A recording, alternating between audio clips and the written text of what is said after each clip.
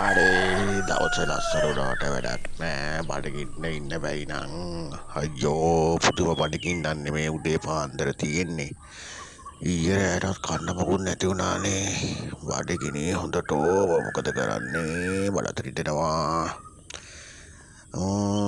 ගමරාලගේ ගෙවල් පැත්තේවත් ගිහින් බැලුවොත් මොනවා හරි හොයාගන්න පුළුවන් වෙයි චුට්ටක් ගිහින් බලමු මොනවද හොයාගන්න පුළුවන් කියලා මේක තන ඉඳලා හරියන්නේ බලමු ගිහිල්ලා බලමු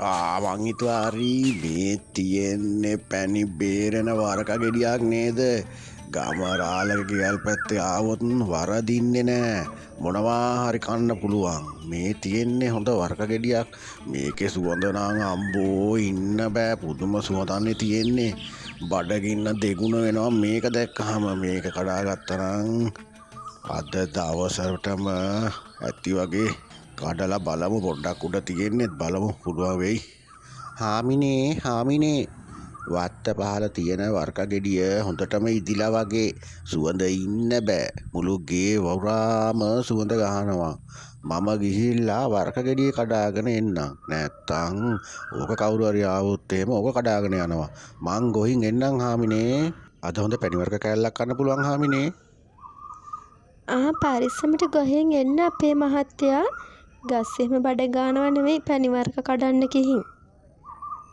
ඉක්මනට ගොහෙන් එන්නකො එහෙනම් පුදුම සුවඳක් නෙවා මේ පැණි වර්ක ගෙඩියේ තියෙන්නේ අද නම් කන්න පුළුවන් පැණි වර්ක බඩ පැලෙන්නේ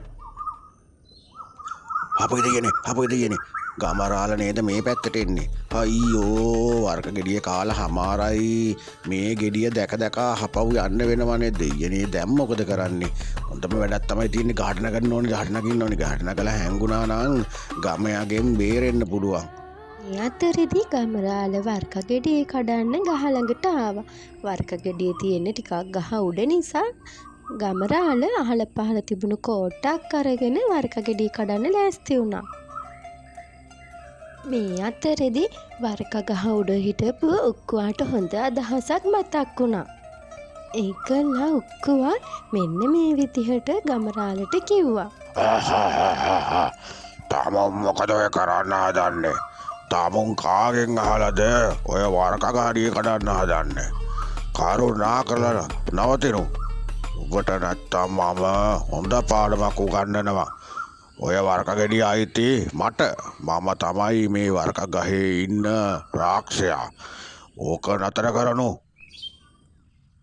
අනේ රාස්ත උත්තමයෝ මට සමාවෙන්න මං මේ බවක් නොදැනයි මේ වර්ක ගෙඩිය කඩන්න ආවේ මම දන්නේ ඔබතුමා මේ ගහේ ඉන්නවා කියලා මට සමාවෙන්න මම මේක කඩන්නේ මං අහපව් ගෙදර යන්නම් මට සමාවෙන්න මට කරදරයක් නම් කරන්න එපා බෑ තමුන් කරපු වැරැද්දට තමුන්ව ලේසියෙන් යවන්න බෑ තමුන්ට දඩුවමක් දෙන්නම ඕනි තමුන් හෙට ඉඳන් හැමදාම දවල්ට මෙතෙන්ට කෑම ටිකක් අරන් ගෙනත් තියන්න ඕනි ගෙදර හදපු හොඳ රස කෑම පිඟානක් තමයි ගේන්න ඕනි හැමදාම දවල්ට මෙතෙන්ට ඇවිල්ලා කෑම පිඟාන තියලා යන්න ඕනි තේරුණාද එහෙමයි අම්මෝ අද නම් පුදුම බේරිල්ලක් නොවා බේරුනේ අමිනේ පුදුම වැඩක් නොවෑ උනේ වර්ක ගෙඩිය කඩන්න ගොහිල්ලා වර්ක ගහේ රාක්ෂයෙක් ඉන්නවා හාමිනේ මම පුදුම බේරිල්ලක් තමයි බේරුනේ තව ඩිංගෙන් මං ඉවරයි වර්ක ගෙඩිය කඩන්න හදනකොටම තමයි රාක්ෂයා කෑ ගහලා කිව්වේ වර්ක ගෙඩිය නම් කඩන්න එපා කියලා මොනවා හරි පුදුම වැඩක්නේ අපේ මහත්තයෝ කවුද හිතුවේ පැණි වර්ක ගහේ රාක්ෂයෙක් ඉන්නේ කියලා මදයි අපේ මහත්තයා ඔයින් බේරුණා වර්ක කන්න ගිහින් තව පොඩ්ඩෙන් රාක්ෂයකටත් අහු වෙනවා ඉතින් ඔන්න ඔය විදිහට ගමරාල හැමදාම රාක්ෂයා කියපු විදිහට පැණි වර්ක ගහ ළඟින් රසෙම රස කෑම එකක් ගිහින් තිබ්බා අවසරයි රාක්ෂ උත්තමයනේ මේ අපේ හාමිනේ ගෙදර හදපු කෑම ටික හරිම රසයි අපේ හාමිනේගේ කෑම පුදුම රසයි කියලා හැමෝම කියනවා ඔබතුමත් ගහෙන් බැහැලා ඇවිල්ලා මේ කෑම ටික කන්න සති ගාණක් ගමරාලට ඔය වැඩේ මේ විදිහට දිගටම කරන්න සිද්ධ වුණා ඈ අපේ මහත්තයා මොන රාක්ෂයේද ඔය ඉන්නේ? රාක්ෂයේද නැත්නම් පෙරේතයෙක්ද? පුදුම කෑමක් නෙවෙයි කන්නේ අපේ මහත්තයෝ. මට නම් දැන් හොඳටම සැකයි. ඒක නෙවෙයි හාමිනේ මාත් මේ බැලුවේ. පුදුම කෑමක් නෙවෙයි කන්නේ. බලන්නකෝ අපේ මුළු සේසතම ඉවර වෙයි මේ රාක්ෂයාට කන්න දුන්නොත් එහෙම. අපි දැන් මොකද හාමිනේ මේකට කරන්නේ? මොකද කරන්නේ? මේ රාක්ෂයාට හොඳ පාඩමක් උගන්වන්න ඕනි. අපේ ගමරාල හොඳටම රැවටිලාද කොහෙද ඉන්නේ? මං කරන්නම්කෝ හොඳ වැඩක් මේ රාක්ෂයාට.